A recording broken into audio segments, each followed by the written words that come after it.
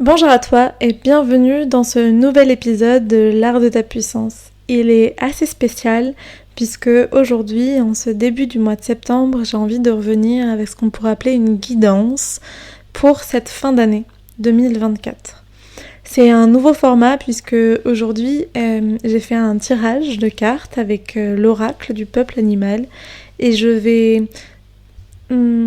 j'ai le mot tenter qui vient, mais en tout cas, je vais faire de mon mieux pour te transmettre ce que je ressens énergétiquement qui nous est invité à comprendre, entendre et transiter, transcender, traverser dans nos entreprises pour pouvoir s'ouvrir à l'abondance, à une certaine sécurité financière, à ce sentiment d'être à sa place, à ce sentiment de faire partie, de contribuer.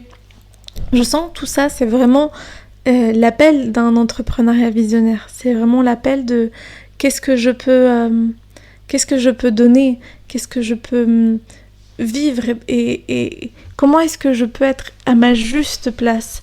Et je sais qu'on est dans un moment où après cet été 2024 qui a été challengeant pour beaucoup d'entre nous, qui nous a mis face à nos propres vérités. De toutes les manières, on est dans l'année de l'instantanéité.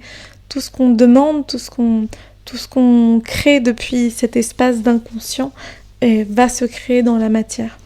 Et je sens que dans ce dernier trimestre ou cette dernière partie de l'année, il y a quelque chose de dense qui se joue et que c'est comme un chemin vers quelque chose de beaucoup plus grand et de beaucoup plus léger et de beaucoup plus joyeux si on choisit ce chemin.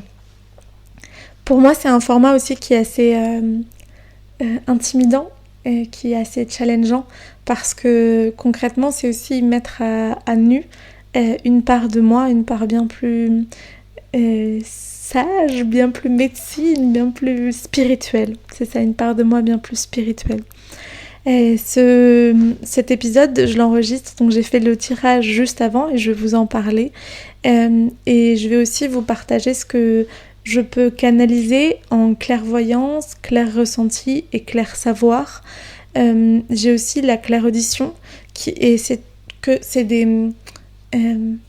des sens extrasensoriels qui sont en train de se développer ces derniers 6 mois et que je partage de plus en plus à l'intérieur de mes formats d'accompagnement. Et je sentais que c'était quelque chose que j'avais envie de partager ici dans l'art de ta puissance. N'hésite pas à revenir vers moi pour me dire si c'est un format qui t'a plu ou au contraire les pistes d'amélioration que tu peux voir pour ce format. En tout cas, si tu as envie de venir me donner de la force et me faire ton retour après l'écoute de ce podcast, ce sera avec grand plaisir parce que tu ne peux pas imaginer la sortie de zone de confort que c'est pour moi aujourd'hui de vous enregistrer cet épisode. Trêve de plaisanterie, trêve de blabla. Maintenant, je vais te partager ce que j'ai tiré comme carte et ce qu'elle me raconte. Donc, j'ai fait un tirage à 5 cartes. Je l'ai ressenti vraiment comme ça. 3 cartes au centre. Je mettrai sur Instagram, si tu as envie de me suivre, la photo de mon tirage. Mais donc voilà, 3 cartes au centre qui étaient pour moi la carte de l'énergie quand on rentre dans cette temporalité. Donc je me suis connue la temporalité de début septembre jusqu'à la fin du mois de décembre. Donc il y a eu une première carte qui était la carte du cerf, qui était pour moi celle donc voilà de ce début du mois de septembre ou de ce 3 semaines du mois de septembre, je dirais quelque chose comme ça. Après on avait une carte au centre qui était plutôt celle de octobre, novembre, et puis une carte de plutôt pour le mois de décembre. Et puis j'ai tiré deux cartes supplémentaires, une carte plutôt de conseil et une carte plutôt de point de vigilance, immaturité, espace de croissance ou difficultés qu'on pourrait rencontrer si on ne suit pas ce point de vigilance, si on n'est pas attentif et attentive à ce point de vigilance. Donc si on reprend la carte qui est la carte de l'énergie plutôt du mois de septembre, de ce début de ce cycle que je suis allée ressentir énergétiquement et de sentir quelles étaient les guidances de ce cycle-là, c'est la carte du cerf qui est apparue. Le cerf, c'est un animal majestueux qui est là, qui fait valoir sa place, son territoire, depuis sa posture. C'est un animal qui amène énormément à se positionner depuis qui l'on est et à positionner aussi depuis ses limites et en faisant respecter ses limites. Je sens que comme je vous disais, tout ce processus qu'on va vivre durant la fin du mois la fin de cette année 2024, qui est clairement une invitation à se positionner, je sens qu'en septembre, ça va de nouveau nous être demandé. Et alors, je sais pas si ça a à voir avec la politique en France, avec le fait que, en tant qu'entrepreneur, concrètement, on est amené à se positionner, surtout quand on est dans une position de volonté de contribution. Je pense que c'est un peu tout ça. Je ressens que c'est vraiment une invitation à être dans notre vérité et à ne plus tergiverser avec cette vérité. C'est pour moi ce début du mois de septembre, ça passe ou ça casse, mais ça va passer si on se positionne et ça va casser si on se positionne pas. Si on continue de faire les choses à moitié, je sens qu'il y a quelque chose qui va plus juste se crisper, mais qui va tordre le cou. Et c'est vraiment cette idée que le cerf, on peut pas lui tordre le cou s'il est dans sa posture, s'il est dans sa justesse, s'il est dans sa vérité. Et donc vraiment pour moi, la première invitation la première guidance de ce tirage, c'est vraiment positionne-toi et positionne-toi dès maintenant. Dès maintenant que tu es en train de m'écouter, qu'est-ce que tu peux faire qui va te permettre d'assumer d'autant plus qui tu es, d'autant plus cette spécificité que tu as à apporter au monde, la contribution que tu as envie d'avoir. Comment est-ce que tu vas rentrer avec authenticité à la rencontre, en contact avec les gens, avec les personnes, avec cette clientèle à qui tu as envie de contribuer. C'est vraiment tout ça pour moi, ce début du mois de septembre. Et puis après, pour l'énergie, donc de fin septembre à début décembre, on avait le papillon, qui est l'énergie de la transformation. Mais le papillon, il se transforme pas d'un point A à un point B en continuant d'être qui il était avant. Le papillon, il passe de la chenille à la chrysalide pour devenir papillon. Et c'est vraiment un processus de mort et de renaissance. Et je sens que cette carte du papillon et même cette énergie de tout cet automne, dirons-nous, de cette transition de l'automne à l'hiver, de ce passage, je sens que c'est vraiment comment est-ce que tu vas laisser mourir les parts de toi qui ne te servent plus, qui ne sont plus là pour ta plus grande expansion. Et comment est-ce que tu vas accepter peut-être de dire non à certaines de tes clientes que tu n'as plus envie d'accompagner pour X et Y raison. Peut-être que c'est le moment aussi où tu vas devoir te dire ok, j'arrête de nourrir certaines croyances, j'arrête de nourrir certaines amitiés. C'est comment est-ce que tu vas arrêter de nourrir cette part de toi qui ne te sert plus en fait. Et comment est-ce que du coup tu vas passer de ce positionnement de ok c'est ma vérité à la phase de congruence. Parce que c'est bien beau de dire je suis ça, mais si ce je suis ça n'est pas je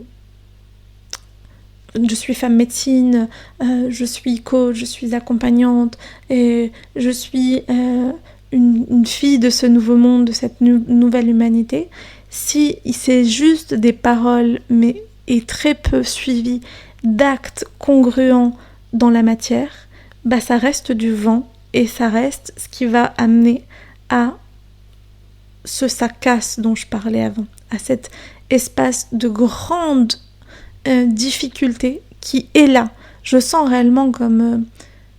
et c'est aussi pour ça que c'est important pour moi de plus en plus de vous de vous parler de ça, et pas de vous parler de ça depuis ce que je lis, ce que je vois, et ce que d'autres disent, mais depuis ma vérité à moi, c'est que je le sens dans toutes les pores de mon âme. Positionnez-vous, soyez qui vous avez vraiment envie d'être, et faites ces changements.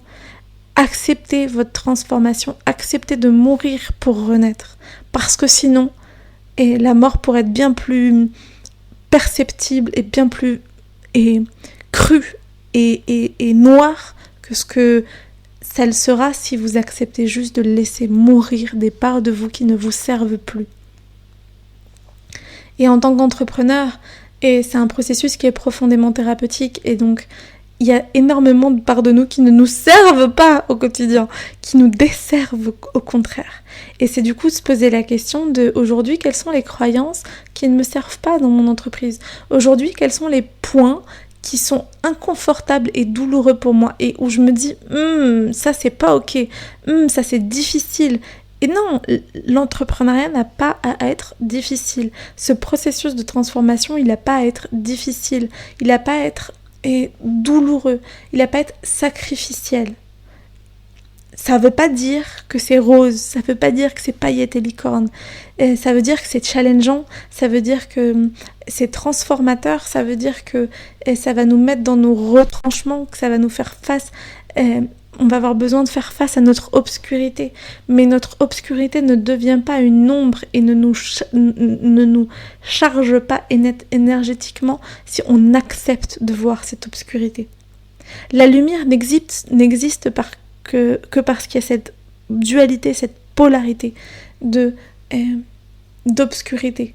Et l'obscurité est une force tant qu'on ne la laisse pas rentrer dans l'ombre. L'ombre, c'est ce qui nous mange, c'est ce qui mange nos racines, c'est ce qui mange notre capacité à nous connecter au divin. L'obscurité, c'est juste des parts de nous qui ont été traumatisés, des parts de nous qui sont challengées, des parts de nous qui sont en souffrance. Ça ne reste que des parts de nous, ça ne définit pas qui nous sommes et ni ce que nous avons à apporter au monde. C'est au contraire une de nos forces. Et je sens que c'est ça le papillon. Le papillon, c'est pas que lumière. Le papillon, c'est aussi beaucoup d'obscurité qu'il décide de voir et de visualiser pour transcender. La troisième carte que j'ai tirée, et je sais plus si je vous ai dit, je crois que j'ai oublié, donc je vais le dire maintenant. J'ai fait le tirage avec l'oracle du peuple animal d'Arnaud Rioux, qui est un oracle que j'aime beaucoup. Donc voilà, c'est pour ça que c'est que des animaux. Donc la troisième carte que j'ai tirée, donc je vous avais dit que c'était un peu plus l'énergie de décembre, c'est l'énergie du requin. L'énergie du requin, c'est l'énergie de l'action, du mouvement, et c'est aussi l'énergie du changement radical. Le requin, il avance et puis il veut changer de direction, il peut même partir à l'opposé ou en arrière, et il va le faire dans une demi-seconde. C'est la force aussi du pouvoir de décision. Et moi, ce que je ressens de cette énergie de décembre, c'est qu'on va nous avoir demandé de nous positionner, de faire des changements, d'opérer certains changements de mort et de renaissance, de sortir de notre chrysalide. Et je sens qu'en décembre, on va devoir se positionner. Que ce soit parce qu'on va devoir renoncer, démissionner de notre travail, que ce soit parce qu'on va devoir abandonner certaines offres qui ne nous servent plus, qu'on va devoir dire non à des clients, non à des opportunités. C'est vraiment, pour moi, un moment où on va pouvoir mettre tous en dessus-dessous pour prendre les bonnes décisions. Et pour moi, l'énergie de décembre, ça va vraiment être une énergie aussi de renouveau. Parce que le requin, s'il change de position, c'est pour aller vers un nouvel horizon. Et ça va être vraiment de choisir ce nouvel horizon. Et la dernière chose que je ressens profondément du requin, c'est de nouveau cette question d'assumer sa place. Et concrètement, je sens que c'est l'invitation à assumer qu'on est les premiers acteurs de cette nouvelle humanité. Que nous qui sommes déjà réveillés et éveillés, concrètement, notre rôle dans la chaîne de cette humanité est hyper importante. Comme le rôle dans la chaîne, notamment alimentaire, de l'humanité, le requin a une place primordiale. Tu as une place primordiale.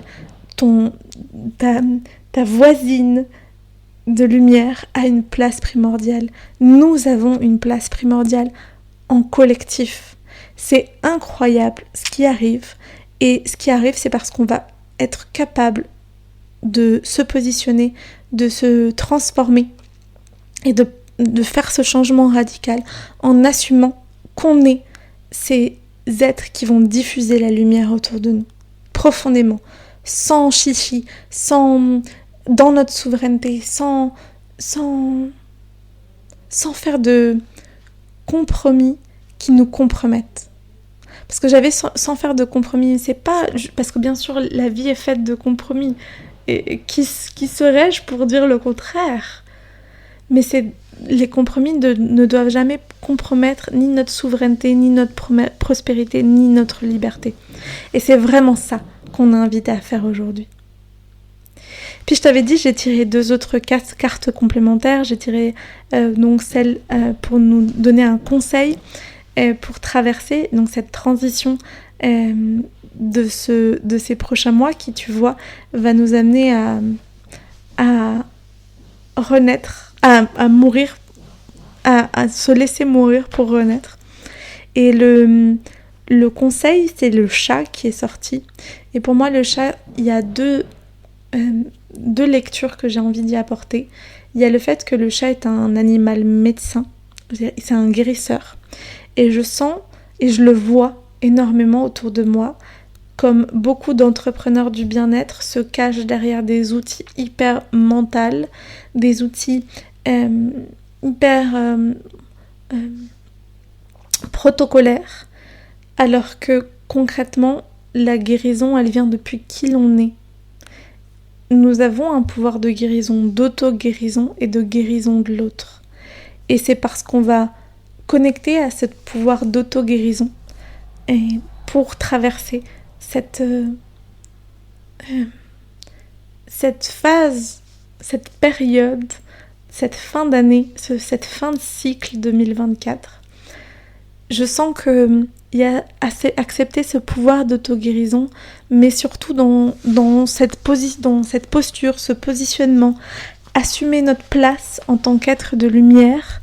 Il y a aussi cette question de « nous sommes venus guérir le monde ». Le sais-tu ? L'assumes-tu ? Le reconnais-tu ? Je t'invite à le faire et le chat t'invite à le faire. Et comment est-ce qu'il t'invite à le faire ? Et ça, c'est la deuxième grille de lecture. C'est que le chat, il aime ces espaces de vide, ces espaces de connexion à lui, ces espaces de silence. Est-ce que tu sais cultiver le vide, le silence et la reconnexion à toi ? Je te le souhaite. Et puis après, on retrouve l'abeille, qui est donc le point de vigilance. C'était la 5e carte que j'ai tirée. Et pour moi, dans ce point de vigilance, c'est aussi, donc, comme je vous le disais au tout début, cet espace d'immaturité, cet espace de croissance. Et l'abeille nous amène au collectif, nous amène à prendre de l'autre, à s'appuyer sur l'autre, nous amène à se former, à former vraiment un collectif. Et je sens que, parce que quand j'ai tiré cette carte, je me suis connectée à ces parts de nous, ou même ces parts de nous pas totalement éveillées, ou ces personnes qui ne sont pas encore totalement éveillées. Bon, c'est à peu près la même chose en fait. Et quand je me suis connectée à cette énergie-là, donc est sortie l'abeille, et pour moi, ça a été vraiment l'invitation à dire que t'avais pas à transiter cette phase d'éveil seule, et que c'est important de se faire accompagner. Vraiment pour moi, le point de vigilance, c'est fais-toi accompagner, et si tu veux transiter ça seul, et il y a de grandes chances que tu fasses face à des ombres, à des difficultés, à des challenges qui vont te pousser dans tes retranchements pour t'obliger à te reposer sur la société, sur le collectif. Et quand je parle de la société, je parle de cette nouvelle société qu'on crée, pas de recevoir le RSA, pas de pouvoir avoir du chômage. Enfin, merci, notre système français de nous permettre ça. Mais je pense que c'est aussi le moment de s'en détacher parce que c'est un égrégore qu'on continue de nourrir et je suis tellement heureuse de tout faire pour ne plus nourrir cet égrégore.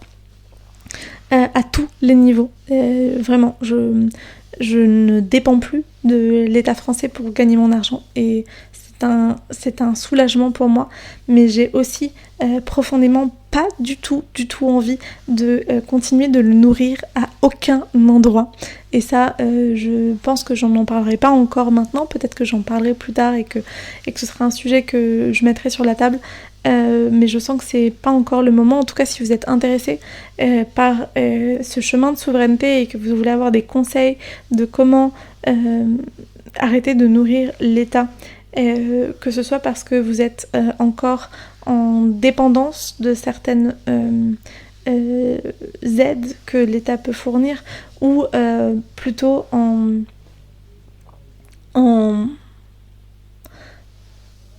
avec ce sentiment d'injustice et d'injustice parce que vous avez le sentiment de nourrir, notamment par vos impôts, un système qui ne vous convient plus. Et dans un cas comme dans l'autre, n'hésitez pas à m'envoyer un mail ou à m'écrire sur Instagram, ce sera avec plaisir que je vous partagerai un petit peu plus de mon chemin.